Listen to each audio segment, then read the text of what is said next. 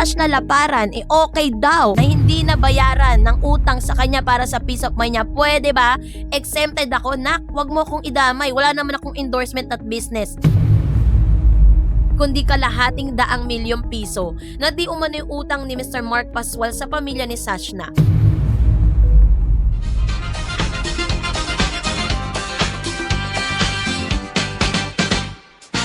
Ina ni Miss Sashna Laparan, abay may resback sa kanyang ex-boyfriend na nagkaroon po ng issue sa kanyang 50 million breakup saga na si Mr. Mark Pascual. So yun ang ating pag-uusapan. Ano nga bang naging resback ng ina nito na tila baga sinasabi ng ilang report na parang may pagsampal na naganap, no? Yun ang ating pag-uusapan maya-maya lang. But before that, if you haven't subscribed yet to my YouTube channel, please don't forget to like, share, and subscribe. At i-hit mo na rin ang notification bell for more showbiz updates. Ang report ay isinulat gamit ang pinakamainit at pinaka-latest na mga report at modernong mambabasa. Walang pilitan, pure vibes lang to. Kung hanap mo ay seryosong academic thesis, iwanan muna natin ang formalidad, dahil ang tsaa ngayon ay umaapaw at nangangailangan ng talamak na marites energy. So let's dive into the drama. First is ang executive summary. Ano nga ba talagang naganap? Ano nga ba tong issue na ito between Sashna at sa kanyang 3 years boyfriend na si Mr. Mark Pascual? Mga netizen at mga kapwa nating alipin ng algorithm, ang lokal na internet ay kasalukuyang nasusunog at ang usok ay abot hanggang dulo ng timeline mo. Kung ikaw ay medyo living under the rock nitong mga nakarang araw at nagtataka kung bakit trending ang pangalang Sashna Laparan, Mark Pascual aka Jed at ang kanyang mother na si Mami Christine seatbelt dahil napakalaki ng sumabog na bomba. Noong July 4, 2026, opisyal na pinasabog ng sikat na aktres, vloggers at social media influencer ang na si Sashna Laparan ng balita na siya ay single na ulit. Yes, you read that right. Pagkatapos ng 3 taon or 3 years na tila perpektong relasyon, nagkabiyak na ang kanilang love story pero hindi itong typical na we outgrew each other. We decided to remain friends na caption na nakasanayan natin sa mga showbiz breakups. Ang breakup na ito ay may kasamang resibo na nagkakahalaga ng 50 million lang naman. Opo, 50 milyong piso. Hindi pitaka, hindi load, kundi kalahating daang milyong piso na di umano yung utang ni Mr. Mark Pascual sa pamilya ni Sashna. At ang ultimate plot twist, sinabi ni Sashna sa kanyang viral Facebook post na pinapatawad na niya ang utang na ito para sa kanyang peace of mind. Isang napakalaking keep the change bro moment na nag-iwan sa buong bansa na nakanganga. Ngunit bago pa man makapag-celebrate si Mark ng kanyang instant financial freedom, pumasok sa eksena ang tunay na main character sa bawat pamilyang Pilipino, ang ermat na si Mami Christine or ang ina ni Sashna. Ito ay mabilis na pumasok sa chat at nag-post sa Facebook para sabing wait a minute, kapag kapatapatawad mo sa 50 million, wag mo akong idadamay dahil wala akong endorsement. At doon na nga nagsimula ang civil war ng opinion ng social media. The timeline of the disasters mula sa chances hanggang sa naubos ako. Para lubos nating magets ang bigat ng tina ito, kailangan nating himayin ng timeline sa kanilang pagbagsak. Ang pag-ibig ay bulag, pero pagdating sa 2026, tila gising na gising ang mata ng ating paboritong influencer.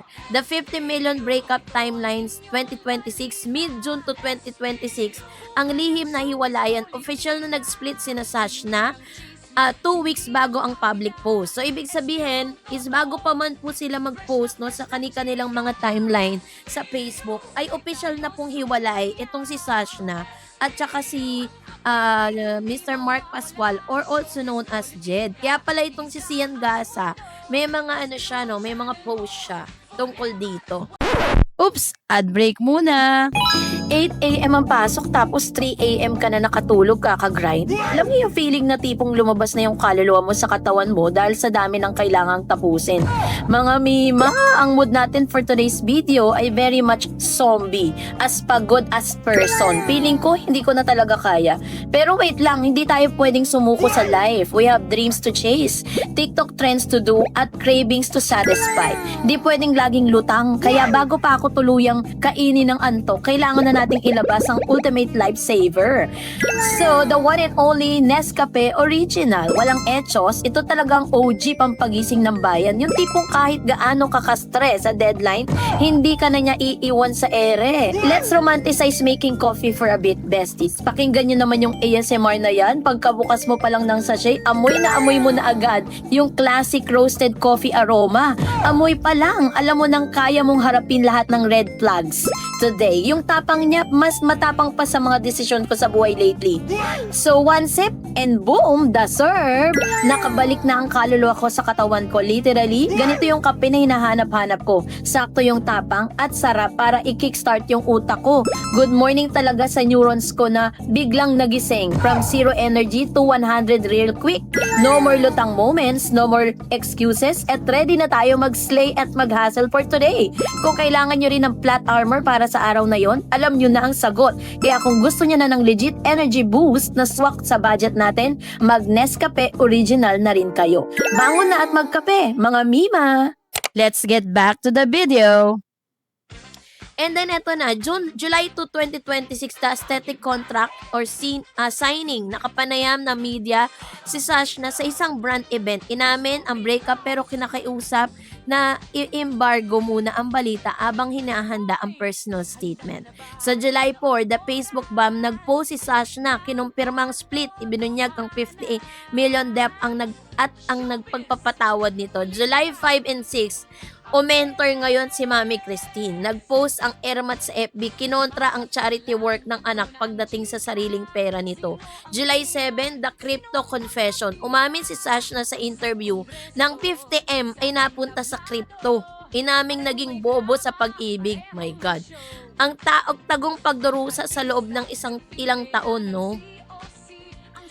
Bagamat nitong Hulyo ay naging public ang hiwalayan ni Sashna sa piling reporters noong kanyang contract signing ng July 2, sa isa na niyang hindi nararamdaman ang relasyon. Sabi niya halos isang taon siyang nagtiis, nagpatawad at sumubok ayusin ang lahat dahil siyang isang taong mahaba ang pasensya. May patience, magka 2 weeks na kaming hiwalay. Actually 1 year ko na siyang hindi nararamdaman na hindi ayoko na talaga. Pero kasi pag wala na talaga, wala na talaga. Ang emosyonal na pahayag ng vlogger, imagine mo yung akla, yung 1 buong taon, kung nagpanggap na okay kang nagpapanggap na okay ang lahat para sa vlogs, para sa feeds, at para sa publiko, habang unti-unti ka nang nauubos sa loob. Ay nako, 'di ba? Ang hirap-hirap nitong nung balita nito kasi ang terminong naubos ako hindi lang basta hugot in line dito. Ito ay isang literal na paglalarawan ng emosyonal at pinansyal na estado ni Sashna bago niya tuluyang tinuldukan ang 3 taong relasyon. The 50 million crypto plot twist, saan napunta ang pera? Noong unang pumutok ang balita sa buong internet, ay nagtatanong paano umabot sa 50M ang utang ng isang jowa. Bumibili ba siya ng isla? Nagpatayo ba siya ng sariling mall? Noong July 7, 2026, isang masingsinang panayam. Sa wakas ay nagbigay ng linaw si Sashna kung paano nahulog ang kanyang pinaghirapang milyones sa isang malalim na balon. Ang sagot, cryptocurrency. Ang modus at ang unti-unting pag-utang ayon kay Sashna, hindi niya isang bagsakan na ibinigay ang ganong kalaking halaga. Ang unang trangke o batch ng pera ay nagkakahalaga ng 40 million. My God. Ito ay hiniram ni Mark para invest sa crypto market na kilalang kilala sa pagiging pabago-bago volatile. Yung tipong yayaman ka ngayon tapos pulubi ka na bukas. Pagkatapos ng unang bugso, nasundan pa ito ng karagdagan ng 10 million kaya umabot sa grand total na 50M. Para sa mga hindi pamilyar sa crypto, napakadaling ma-hype sa mga pangako na to the moon na nakikita ka dahil mahal na mahal ni Sashna ang kanyang jowa. Tiwala siya sa mga business decision nito. Nagpaluwal siya ng ganoong kalaking pera. Ang malala pa rito, hindi lang pala si Sashna ang nasunog, kundi nadamay pati ang pamilya niya. Partikular ang kanyang ina. Pag-amin sa pagiging bobo sa pag-ibig sa parehong panayam ay hindi napigilan ni Sashna na maging brutal at tapat sa kanyang sarili. Ginamit niya yung sarili niyang tumatak sa isip ng mga marites. Umaming bobo sa pag-ibig. Sabi niya, mahirap tanggapin na sa kabila ng kanyang tagumpay bilang isang independent woman, negosyante at endorser, pagdating sa pag-ibig ay naging marupok pa rin siya. Napakaraming pulang bandila o red flags ang binaliwala niya dahil sa paniniwalang magbabago ang tao o kaya na may mababawi pa ang mga nawawalang source. So, ang pahayag ni Sashna, nagpatawad siya versus emosyonal na pag-alis. Hatiin natin ang viral Facebook. Si Sashna ng July 4 para masuri the anatomy ng isang high-value influencer breakup notice, no? So, salamat sa 3 years. Salamat sa happy moments and all. 'Di ba? Ganun yung sinabi niya. And then, yung pinakahuli, sinabi niya na hindi niya na pinagbabayad itong si Mr. Mark, no? Hindi niya rin kakasuhan doon po sa pagkakautang at pagkakaubos ng 50 million na pera nito. So, dahil po dito, commenter ngayon yung nanay, no? Sabi diyan na kung akala ni Sashna ay matatapos ang kwento sa kanyang marangal na pagpapatawad, nagkakamali siya. Dahil ang kanyang ina na si Mami Christine ay ibang plano. Dito pumasok ang pinaka nakakatawa, ngunit pinaka makatotohanang bahagi ng teleseryeng ito. Ang viral post ni Madeir sa isang Facebook post na mabilis na binuhat ng algorithm papunta sa viral status. Diretsang sinagot ni Mami Christine ang desisyon ng kanyang anak. Ang sabi niya, at basahin mo to gamit ang boses ng isang napakatapang na airmat. Kung ang anak kong si Sashna Laparan, okay daw. O, ito yun ha. Sabi niya, nabayaran, na hindi nabayaran ng utang sa kanya para sa peace of mind niya. Pwede ba? Exempted ako, nak. Wag mo akong idamay. Wala naman akong endorsement at business.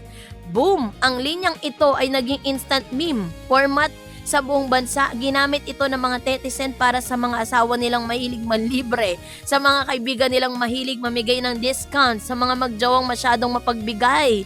Bakit valid nga ba yung stand ni Mami Christine? Kasi kung iimayin natin ang panig ng ina, ito ay may malalim na idea or lohika ng katotohanan. Walang personal safety net. Tama naman si Mami Christine. Si Sashna ay isang top-tier influencer na may tuloy-tuloy na agos na kita. No, ito po yung mga kanyang trabaho katulad ng malalaking brand gaya ng aesthetic and wellness brand na kapipirma lang niya. May kakayahan si Sashna bawiin ang milyones sa pamamagitan ng isang sponsored post at videos. Si Mami Christine, wala siyang ganong karangyaan. Ang pera ng pamilya ay pera ng pamilya. Sa kulturang Pilipino, ang utang sa pamilya ay hindi pwedeng i-write off ng isang tao lang. Kahit jowa mo pa ang umutang. Kung ang pera na pinamahagi ni Mark ay galing sa naipon ng mag-asawa o mag-ina, kailangan may consciousness or consensus o kasunduan ng lahat bago ito tuluyang idonat. Biktima rin ng airmat. Lumabas din ang ulat noong July 7 na si Mami Christine ay direktang biktima rin ng mga naging desisyon at transaksyon ng ex-boyfriend ng kanyang anak. Kaya naman ang kanyang galit at paniningil ay hindi lang basta pagiging madamot, kundi isang hiyaw para sa hustisya at proteksyon sa sariling bulsa nito. So, para lang po sa kaunawaan ni sino ba si Jed, ang clearance para sa mga investors, isang mahalagang aspeto ng breakup post si Sashna ay ang pagbanggit ng pangalang Jed at ang mga mensahe ni Jed para sa bawat kailangan may disclaimer, no? May disclaimer na magaganap. Ayon sa mga ulat sa mismong post ni Sashna, si Mark Pascual ay kilala rin o may connection sa pangalang Jed sa kanyang mga transaction, financial o negosyo. Posibleng itong kanyang screen name, nickname or business alias. Nung kasagsagan ng kanilang relasyon, maraming taong nagtiwala at nagpahiram ng pera kay Mark dahil na rin sa kredibilidad ni Sashna, of course. Pagkatapos ang lahat, sino ba naman, no? Sabing ganon. Syempre, 'di ba? Kumbaga, isang lalaking jowa ay isang sikat at mayamang vlogger. Dahil dito, ramdam ni Sashna ang panganib na baka daw madamay ang kanyang pangalan kapag tuluyang bumagsak ang mga negosyo sa crypto investment ni Mark or Jed. Kaya naman, bago pa siya balikan ng mga galit na nagpahiram, naglagay na siya ng matibay na harang o disclaimer sa mga investors ni Jed at sa mga nagpahiram sa kanya. Gusto ko lang linawin na wala akong napakinabangan kahit piso. May mga desisyon siyang ginawa na kahit ako hindi ko rin maintindihan at wala akong kaalam-alam, no, sa damage control at legal safeguards. Ang bahaging ito ay post ay hindi lang para sa chismis. Ito ay isang napakahalagang legal na brand-saving move. Sa mundo ng showbiz at social media, ang reputasyon ng katumbas ng pera kung ang isang influencer ay maiugnay sa isang investment, scam or financial failure, maaari itong maging sanhi ng pagkansela ng mga kontrata at pagkawala ng mga endorsement. Sa paglilinaw na wala siyang nakuha kahit isang duling na piso, iniligtas ni Sasha ang kanyang karera mula sa pagkakaladkad sa putik. So, dahil dito, bilang isang ina nga nitong si Miss Sashna, is kung si Sashna napatawad niya na si Jed, no? Napatawad niya na si Mark Pascual na boyfriend nitong si Sashna, hindi ang kanyang ina. Kaya naman, isang very drastic move na ginawa po nitong ina, nitong si Miss Sashna, na talagang gagawa siya ng sariling move kasi hindi lang daw naman pera ni Sash na yung naubos, maging ang kanyang pera ay kasama doon. So, kaya naman kayo po, anong yung saloobin patungkol dito, mag-comment kayo sa comment section. And that's it for today. For more videos and updates, please don't forget to like and subscribe. And please don't forget to follow my Facebook page, DarEds TV and DarEds channel. God bless everyone.